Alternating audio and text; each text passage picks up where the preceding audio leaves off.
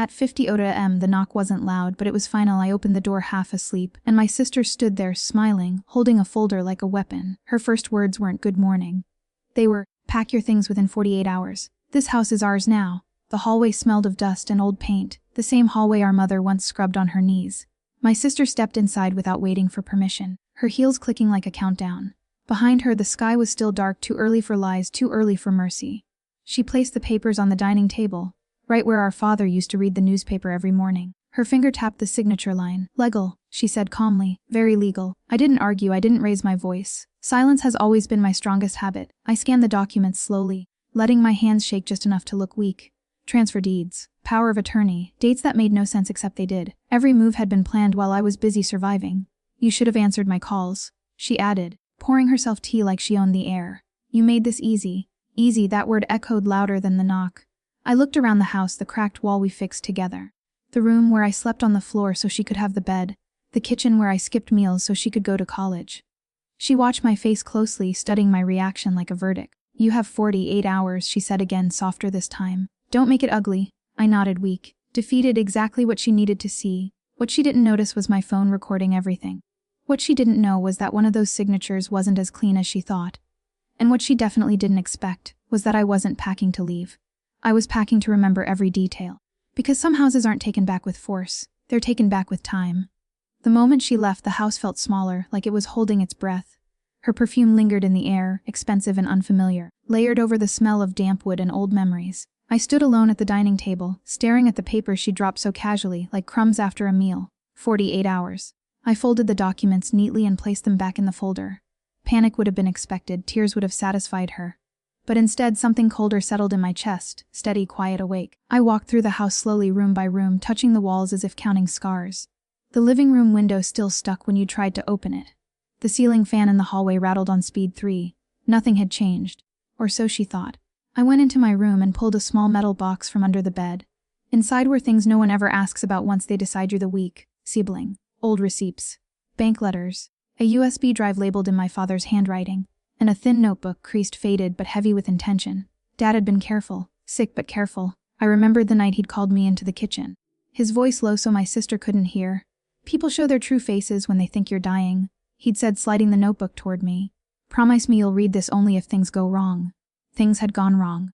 I didn't open it yet, not then, timing matters. Instead, I cleaned the house. Not out of obedience, but out of control. Each sweep of the broom calmed my thoughts. Each stacked dish gave me space to think. My sister always mistook silence for surrender. She never understood that I observed everything. Her tone, her pauses. The way her eyes avoided certain lines on the paper. By afternoon, my phone buzzed. A message from her. "I've booked a mover for Friday, don't complicate this." I stared at the screen, then typed back, understood one word. Neutral, perfect. That evening, I visited the old neighborhood cafe. The kind of place where people remember your face even if they forget your name. The owner, Mr. Hale, looked up from the counter and frowned. "Didn't expect to see you," he said. "Thought you'd left town." "Not yet," I replied. I ordered tea and sat in the corner, where conversations overlap and secrets loosen. 2 tables over, someone mentioned my sister's name, not loudly, casually. The way gossip slips into comfort. "She's moving fast," a woman whispered. Already talking about selling. Selling, I stirred my tea slowly, interesting. On my way out, Mr. Hale leaned in. "Your father used to sit right there," he said quietly. "He left something for you. Said you'd know when to ask." He handed me a sealed envelope. The sky outside had turned the color of bruises. Back home, I locked the door and finally opened the notebook. Inside were dates, transactions, notes written in the sharp, impatient handwriting I remembered so well, accounts my sister never knew existed, loans taken out in her name, legally, but quietly, a timeline that didn't match the documents she'd shown me, and at the back, one sentence underlined twice. "If she ever claims the house, check the second witness." My breath slowed. I pulled out the USB and plugged it into my laptop. Files loaded slowly, audio recordings, scanned letters. Dad hadn't trusted clouds. Or people. One recording stood out, dated 3 months before his death. My sister's voice filled the room, confident, almost laughing. "No, he won't notice. He never does." Not yet. The next morning I packed boxes, real ones. Clothes, books, items she'd recognize. I made sure the movers she hired would see me complying. Let them report back. Let her relax. At noon, she came by again. "She didn't knock this time, good," she said, scanning the half-empty living room. "I was worried you'd cause drama." I smiled faintly. "I'm tired. I just want this over." She nodded, satisfied. That smile again. Victory without war. Before leaving, she paused. "You know," she said almost kindly, "Dad trusted me because I knew how to make hard decisions." I met her eyes. "He trusted you because you were loud." Something flickered in her expression, but she laughed it off and walked out. That night I didn't sleep. I wrote names on a piece of paper. Lawyers, witnesses, old neighbors, people who'd been present but ignored. I crossed out half. At 4:47 a.m. my phone rang, unknown number. I answered without speaking. "I got your message," a man said. His voice was older, careful. I told him I didn't want to be involved. "I know," I replied. "You were the second witness." Silence stretched thin. She promised it wouldn't matter. He finally said. I looked at the packed boxes by the door. 48 hours were almost gone. "It matters now," I said outside. A car engine idled across the street, watching, waiting. I stood in the dark hallway, phone pressed to my ear, listening to a man decide whether to tell the truth. And for the first time since 5 a.m. I smiled. The man on the phone exhaled slowly, like someone measuring the cost of honesty. "I warned him," he said. "I told your father this would happen if he trusted her signatures alone." "Did you sign anything?" I asked. "Yes," he admitted. "But not what she thinks." I leaned against the wall, the cold seeping through my spine. "Then meet me," I said, "before Friday." A pause, then, "Send me the address." The line went dead. I didn't celebrate. I didn't even move. People don't change sides out of loyalty, they do it out of fear, guilt, or survival. I needed to know which one was driving him. At sunrise, the house woke the way it always had. Light slipped through the broken blinds. The floor creaked in the hallway like it was checking if I was still here. I brewed coffee and drank it black, standing listening for footsteps that didn't come. By mid-morning, "Just confirming you'll be vacating the premises by tomorrow evening." He said, polished and bored. "Yes," I replied.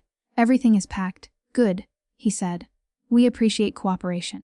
I hung up and smiled to myself. Cooperation is a flexible word. The man arrived at noon, late 50s. Gray coat, nervous eyes. He didn't step inside right away, stood on the porch, scanning the street like someone expecting consequences to materialize. "I won't stay long," he said. "You'll stay long enough," I replied. Inside he refused to sit. His hands shook as he removed a folded document from his coat. "This never went to court," he said. "Your sister didn't want it to." I unfolded it slowly. A supplemental affidavit, incomplete, missing one critical signature, his, the second witness, the one Dad had warned me about. "She threatened me," he continued, "said she'd bury me in legal fees." "And you believed her?" I said. "I believed she'd try." I nodded. Fear makes cowards out of decent people. It also makes excellent leverage. "Did she forge your signature anywhere else?" I asked. His silence was answer enough. That evening, I uploaded files to a secure drive. Redundancy is safety. I scheduled emails, timed, conditional. If anything happened to me, the truth would scatter faster than lies ever could. At 9:12 p.m., my sister texted, "Movers confirmed for 6 p.m. tomorrow." "Be ready," I replied. "I will be one last night." I walked the house again, slower this time. In my father's room, I found a photo tucked behind the wardrobe, us as kids, standing too close to the camera. She was smiling. I wasn't. Even then, I think I knew. I placed the photo back where I found it, near midnight. Same one. Same idol. I turned off the lights and watched from the window. A man inside, phone glowing against his face. Reporting waiting. At 3:30 am, I received an email from an unknown address. "She's nervous, wants confirmation the witness won't flip." I didn't respond. At dawn, I dressed carefully, neutral clothes. Nothing that said fight or fear. I laid the folder on the table, on top the affidavit. Beneath it. Beneath that, the notebook. Weight layered over truth. At 4:02 p.m. the movers arrived. 2 men, efficient, apologetic. They worked fast, glancing at me like I was a ghost still haunting my own home. At 50:40, she surveyed the boxes, satisfied. Then her eyes landed on the folder. "What's that?" she asked. "Insurance?" She laughed. "You don't have any." I slid the top document toward her. "Rid." She didn't. Confidence wavered, just a fraction. Then she skimmed. Her face tightened. "That's meaningless," she snapped. "It's unsigned." "But you," I replied. "Not by him." She froze. The room felt smaller again, like at 5 am, but different, sharper. "You're bluffing," she said quietly. I pressed play on my phone. Her voice filled the room, clear, undeniable. "No, he won't notice. He never does." She lunged for stepped back. The movers pretended not to hear. "Professionals. You think this changes anything?" she hissed. "I still own this house." "Not yet," I said. "And not for long." Her eyes searched mine, finally seeing something she hadn't before. Not anger, not desperation, calculation. She smiled, slow, dangerous. "You really think you're smarter than me?" I looked at the boxes being carried out the door. At the folder in my hands. At the car still idling outside. I said, underestimated how patient I can be." Her phone buzzed. Once, twice, she glanced at the screen, then back at me. The smile didn't reach her eyes this time. "Stop the movers," she said suddenly. They hesitated. She raised her voice. Everything paused, the boxes midair, the engine outside revving slightly, the air itself going tight. She stepped closer, lowering her voice. "If you do this," she whispered, "there's no going back." I met her gaze. "I know." Her phone rang again. She answered without breaking eye contact. "Yes," she said. Then, quietly, "What do you mean he's already spoken to them?" The color drained from her face. I stood there, the folder heavy in my hands, watching the balance finally shift, not yet falling, but no longer hers to control. The room was silent for a long moment. except for the faint hum of the mover's truck idling outside. My sister's voice on the phone had dropped to a whisper, almost pleading, almost fragile. I didn't need to hear the words, her tone told me everything. She had lost control. I set the folder on the table deliberately, letting it slide with a faint thud that echoed through the living room. She didn't touch it, she couldn't. She was still trying to calculate, trying to guess what leverage I had, what trap I had set. The movers glanced at each other, confused by the sudden tension. I waved them back to work with a subtle motion. Let them carry the boxes. Let them witness the collapse of her confidence. Who else knows? She asked finally, her eyes locked on mine. Enough to make you think twice, I said softly. And not one of them will lie for you. Her laughter was brittle, like dry leaves breaking underfoot. I don't think. I know, I said. She stepped closer, her perfume still sharp in the air. Her heels clicked on the hardwood floor like a countdown. You're a coward, she said. You hide behind papers and recordings. You wait for people to do the dirty work for you.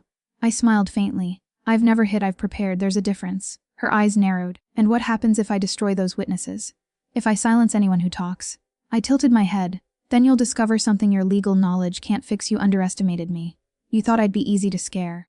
For the first time, I saw her falter. Not fear, not yet, but hesitation. A crack in the armor of certainty she had built around herself for years. Your father trusted me, she said, voice low. And he trusted you too. Don't forget that. I haven't forgotten anything, I replied. Which is why I know exactly what you're capable of, and exactly what you're afraid of. She looked at the folder, then at me, then at the movers. Her mind was racing. I could see it in the subtle shifts of her posture, the tightening of her jaw, the way her hand hovered over her phone. She was calculating, plotting. But I could feel the tension building, the kind of tension that precedes mistakes. The man outside, the second witness, had called earlier to confirm he would meet me at a neutral location in an hour. He was already moving into position. Everything was aligning. You think this house is yours now, I said. You think those papers give you power? She laughed, sharp and brittle again. It's already mine. Everything in this city, our father's money, this house, the accounts, they're mine. All I need is time. I shook my head. Time is a luxury you won't have. The movers were loading the last boxes into the truck. She realized it. She wanted to stop them, but she couldn't, without looking weak in front of witnesses. She paced the living room, her mind a storm, her breathing rapid. You've been planning this, she said finally. I can see it in your eyes. Every little move. Waiting, watching, calculating. How long have you known? Long enough, I said. Long enough to prepare. Long enough to understand every angle. Long enough to wait for the perfect moment. Her phone buzzed again. She ignored it, her attention fully on me now. I should call the lawyer, she muttered. I should cancel the movers. I should do whatever you want, I interrupted. It won't change anything. Not the papers, not the witnesses, not the truth. She froze. Her hands gripped the edge of the table. Her eyes darted to the folder, then back at me. She wanted to scream, to strike, to regain control. But she couldn't. Not yet. The silence stretched thick and heavy. Outside, the movers were finished, walking back toward the truck. The second witness was on his way. The countdown had begun. Finally, she whispered almost to herself, you think you've won. I leaned in slightly, my voice calm, precise. I don't think about winning. I think about patience. And timing. Two things you have never understood. Her face hardened, but her movements betrayed the inner panic she tried to hide. She paced again, heels clicking faster now. Her perfume mixed with the faint smell of coffee I had left in my cup, creating a strange familiarity in the tension-filled room. Don't underestimate me, she said finally. Her voice had regained some of its old steel. I will find a way, I always do. I've counted on that, I replied. Because when you make your move, it will be predictable. And predictable is easy to counter. She stopped, mid-step, her eyes narrowing. You're gonna regret this, she said, almost growling. Regret takes time, I said. And patience is my ally. Her phone buzzed again. She glanced at it. Her color drained. The movers hesitated at the door. Sensing the shift in the air, I walked to the window and looked outside. A black car had pulled up a few houses down. The engine idled, silent but threatening. She didn't notice it at first. She was too consumed by me, by the room. I turned slowly toward her. Your clock is ticking, I said. 48 hours, not a minute more. Her face paled. She had counted on this being a simple eviction, a small power grab. She had not counted on preparation, on witnesses, on timing. She had not counted on patience. The movers were loading the last box, the truck door closed. The engine roared as it started moving down the street. She realized she had no control over the timeline now. You think you're ready, she said finally, voice low and sharp. But you have no idea what's coming. I know exactly what's coming, I replied, calm. And I'll be ready. Her hands trembled slightly. She tried to mask it with a deep breath, but it didn't work. The tension was thick enough to cut with a knife. She took a step toward the door, then paused. Her eyes flicked to the folder again. She wanted to grab it, destroy it, make it disappear, but she knew better. Any rash move now would play into my hands. The black car outside honked softly, almost a warning. She froze completely. You've underestimated me for too long, I said. And you're running out of time. Her lips parted, but no words came. She could feel the walls closing in, the air heavy, the trap set perfectly around her. I walked past her, toward the window, and looked outside. The second witness was arriving, walking carefully up the street. Timing, patience, preparation. All aligned, she took a step back, her hands shaking, her eyes darting between me, the folder, and the street. I smiled faintly, almost imperceptibly. The game had begun. And for the first time she realized this was no longer a fight she could control, not yet, but very soon. The house, once hers by law, was now mine by strategy. Her confidence was slipping. Her plans were unraveling. And outside, the world waited. The second witness reached the curb. I turned toward the door. Everything was in motion, and the next move, only time would tell. The second witness stepped onto the porch, his coat flapping lightly in the cold morning wind. I opened the door, letting him in without a word. His eyes flicked to the folder on the table. He nodded almost imperceptibly, I said. Yes, he replied quietly. She's panicking. I've never seen her like this. She shouldn't have underestimated me, I said, my voice low, deliberate. Everything she's done, every lie, every move, I've cataloged it all. And now it's time to act. Outside, the black car remained parked across the street. Its engine hummed like a predator waiting to strike. She had eyes for nothing else, too consumed by her fading control, too blind to the trap tightening around her. I gestured toward the folder. Everything you need is here. Recordings, affidavits, documents. Proof enough to turn every claim she ever made against her. He picked up the folder carefully, his fingers brushing over the papers. This will ruin her, he whispered. Completely. Yes, I said. Will, and she'll know it before it even happens. Fear is the most powerful weapon she can never understand. We heard her heels clicking on the hardwood floor before she entered the room. My sister's eyes were wide, frantic, calculating. She had seen the folder, had seen him standing there. Panic danced in her pupils, a frantic storm she could not suppress. You've made a mistake, she said, her voice trembling despite her attempt at control. Do you even understand what you're doing? I understand perfectly, I said. Every step, every move, every lie you thought was invisible, it's all visible now. And the best part, you can't stop it. Her phone buzzed again. She looked at the screen and her face went pale. The second witness had already notified the authorities and legal representatives. Proof of forgery, of intimidation, of manipulation. All documented, all undeniable. She realized she had no allies left. Everyone who once feared her now feared the law and the truth more. You can't do this, she stammered. I'm your sister. You can't. Family doesn't make you untouchable, I interrupted. Not when family becomes a weapon. Not when family betrays every bond, every trust. Not when family thinks they can claim what isn't theirs. She shook her head, trying to regain composure. You'll regret this, she said. I'll make sure of it. I stepped closer, letting the weight of my presence fill the room. Regret isn't mine to give, it's yours. And you'll have plenty of it, every day, every hour.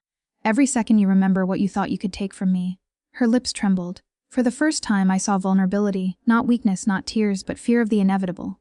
She had built her empire on manipulation, intimidation, and false confidence. And now the foundations were crumbling beneath her. I nodded to the witness. He placed the folder on the table in front of her. Slowly, deliberately. She couldn't pull away. Her eyes scanned the pages, and with each word, each document, her pulse betrayed her. She whispered. You planned this all along. I planned to survive, I said, and to reclaim what is rightfully mine. You wanted this house, this life, this illusion of control. You forgot one thing, you forgot me. Her breathing became ragged. She tried to speak, but no words came. Her hands shook, reaching for the papers, but they stopped midair. She knew if she touched them, if she reacted rashly, she would seal her own fate. I walked past her toward the window. Outside, the black car started moving, slowly like a warning. Every witness, every document, every piece of evidence when placed, the countdown had ended. The trap was set, the game was over. She turned toward me, desperation clear in her eyes. I can fix this, she said. You can't, I said calmly. Not anymore. Every lie, every betrayal, every move you thought would go unnoticed, it's all out in the open now. And nothing you do will change that. Her phone buzzed one last time. She ignored it. She couldn't risk another misstep. She glanced at the witness, then back at me, and realized she had no cards left to play. You've won, she said finally, the words tasting like defeat. I haven't won, I corrected. I've restored balance. That's all I ever wanted. Her knees weakened slightly. She sank into a chair, silent now. The air in the room was heavy with tension, with victory, with realization. She had underestimated patience, timing, and intelligence. She had assumed I would be weak. She had assumed fear could control me. And she had been wrong. I walked back to the table and placed my hands flat on the surface. This house is mine now, I said. Not because of papers, not because of law, but because I waited. I planned and I acted when the time was right. You wanted a battle of force, I fought with strategy. Her face contorted, half in anger, half in disbelief. You'll pay for this, she hissed. I don't need to pay, I said softly. I've already won. Outside, the witness nodded and stepped back, leaving us alone. The house was quiet now. The boxes she had hoped to force me into moving were gone, carried to the truck. Visible proof of compliance. But the full secret, every recording, every piece of evidence against her still sat in the open. She understood fully now. The fear in her eyes wasn't for herself. It was for what she had lost, for the power she thought she had, for the illusion she had built so carefully over years. And now that illusion was gone. I looked around the room, the walls, the floors, the furniture, the memories, and felt a strange calm. This wasn't just about winning a house. It was about restoring control, reclaiming dignity, and proving that patience and intelligence can outlast arrogance and deceit. She slumped in the chair, silent, defeated, the realization of her failure settling like a stone in her chest. I stepped toward the door, my mind already planning the next steps, legal follow-ups, witness statements, everything to ensure she could never rise again. Before leaving, I turned back to her one last time. "This isn't personal," I said. "It's just justice." She didn't respond. There was nothing left to say. The battle was over. I walked out, the morning light hitting my face, the black car disappearing down the street. The house was mine, not because of force, but because of foresight, because of patience, because of strategy. And as I locked the door behind me, I realized something even darker. This was only the beginning. Revenge had been served, justice restored, but the story, the one I would carry with me forever, was far from over. The quiet thrill of victory settled in my chest, steady, patient, alive. And for the first time in years, I felt completely free. I walked away, leaving the house behind, my house, my victory, and her, trapped in the ruins of her own making. The game had ended, but the lessons, the scars, the memories, they would last a lifetime. And sometimes that is the most perfect revenge of all.